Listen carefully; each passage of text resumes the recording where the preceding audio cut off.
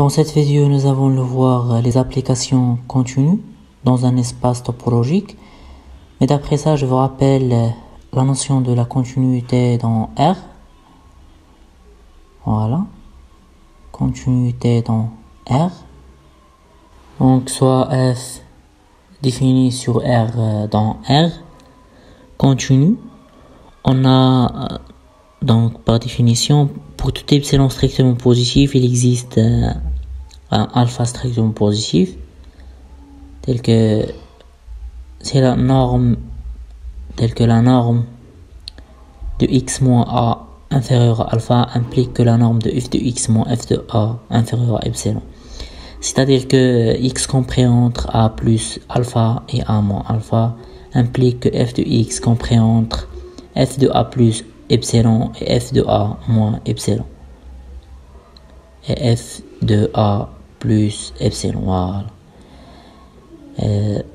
Donc, x appartenant à l'intervalle ouvert à a moins alpha et a plus alpha.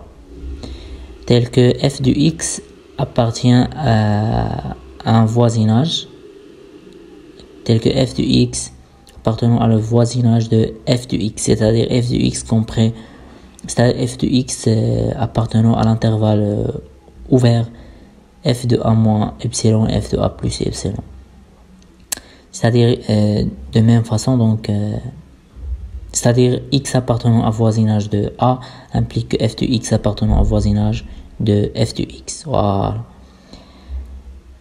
Donc, pour tout voisinage de f de a, il existe un voisinage de a tel que f de v de a inclus dans v de f de a. C'est-à-dire la fonction f définie d'un espace topologique OT vers un autre espace topologique f t' par exemple, qui associe le point A à f de a est continu en A. Si et seulement si pour tout voisinage de f de a, il existe un voisinage de a tel que f de v de a inclus dans v de f de a.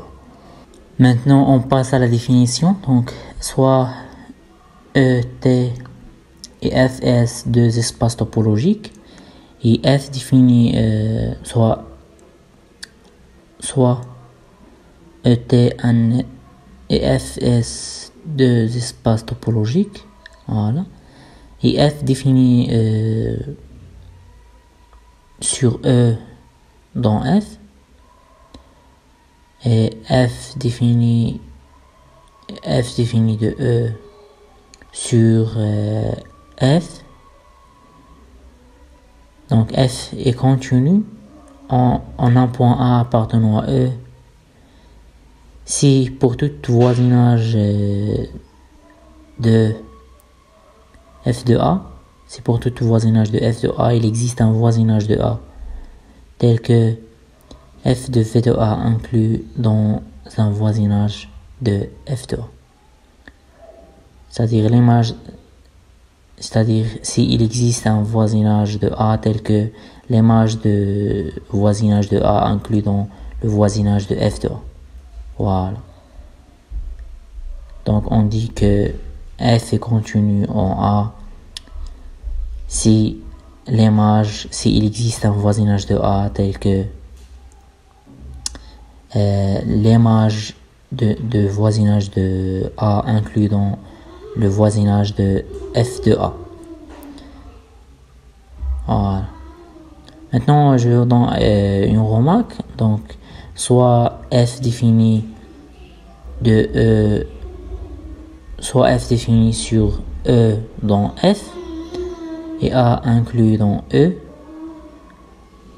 Donc, f est dite continue sur a si f est continu en tout point de a. Voilà. C'est continu si f est continu en tout point de a. Maintenant, on passe à la définition d'un homéomorphisme. Définition d'un homéomorphisme. Un homomorphisme. Voilà.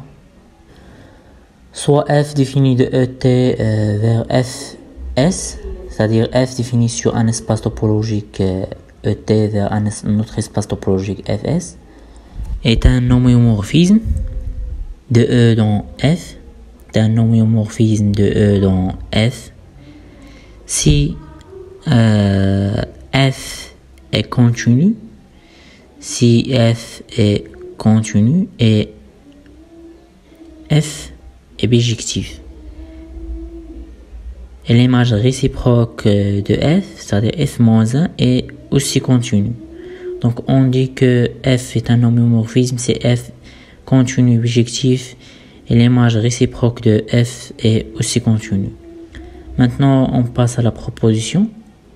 Soit F est une fonction continue définie sur E dans F, soit F est continu qui est défini de E dans F, si et seulement si, donc on dit qu'une fonction est continue de E dans F, si et seulement si l'image réciproque de tout ouvert de F,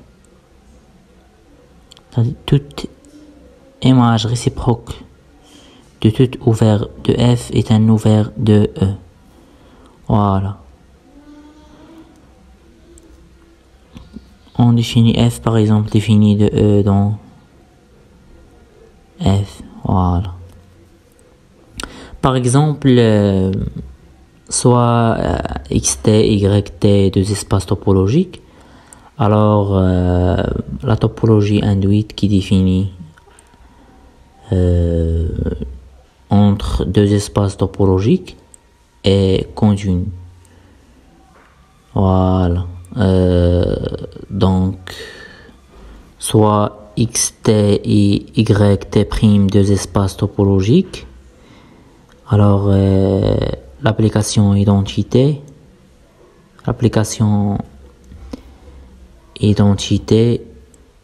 qui est définie sur xt, dans xt, voilà, qui est définie de xt dans xt, et continue, voilà. Je donne un autre exemple, donc, toutes les applications constantes de xt qui définit sur xt dans yt' sont continues. Voilà. Donc toute application constante de xt dans yt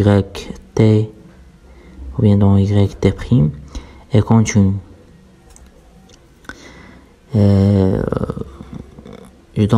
C'est la dernière exemple. Donc soit x égale à y égale à r et x0 appartenant à r. Donc if qui définit sur r dans r est une application continue en x0 si et seulement si pour tout epsilon strictement positif il existe un nu strictement positif tel que pour tout x appartenant à r la valeur absolue de x moins x0 inférieur à un nu implique que f de x moins f de x0 inférieur strictement à epsilon. Voilà. Donc la valeur absolue de x moins x0 inférieur à nu implique que f de x moins f de x0 inférieur strictement à epsilon. Maintenant on passe à une autre proposition qui est très importante. Proposition, donc soit f et g deux applications continues d'un espace topologique X, soit f et g deux applications continues d'un espace topologique X dans R. Alors on a l'application f plus g qui est associée X au f de x plus g de x est continue de x dans R. Et on a l'application est continue de x dans R. Et on a l'application f fois g qui est associée x à f de x fois g de x et continue de x dans R.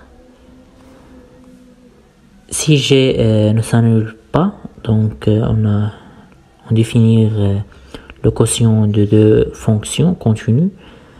Donc si g ne s'annule pas, l'application f sur g qui associe x à f de x sur g de x est continue de x dans R. Voilà. Continue, donc f de x sur g de x continue de x dans R. Maintenant on passe à la proposition de la composition d'applications continues. Donc si on a deux applications continues, est-ce que la composition de ces deux applications est continue? Voilà. La composition d'applications continue. Donc soit xt, yt prime et zt secondes sont trois espaces topologiques, soit xt, yt prime et zt secondes trois espaces topologiques, trois espaces topologiques. Voilà. F et f défini sur x dans y et g défini de y dans z. F défini de x dans y et g défini de y dans z. Des applications. Alors si f est continu en un point x appartenant à l'ensemble grand X, alors si f est continu en un point x appartenant à grand X et g est continu en un point f de x et g continu en un point f de x, alors g rond f est continu en x.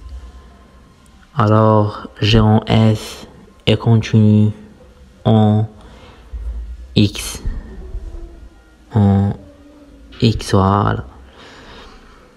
Et si f et g sont continus, alors leur composition g rond f qui est définie sur x dans z est continue.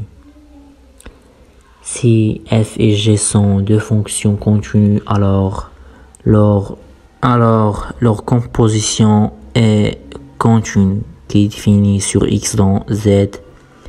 G rond f définie sur x dans z est continue. Voilà, est continue.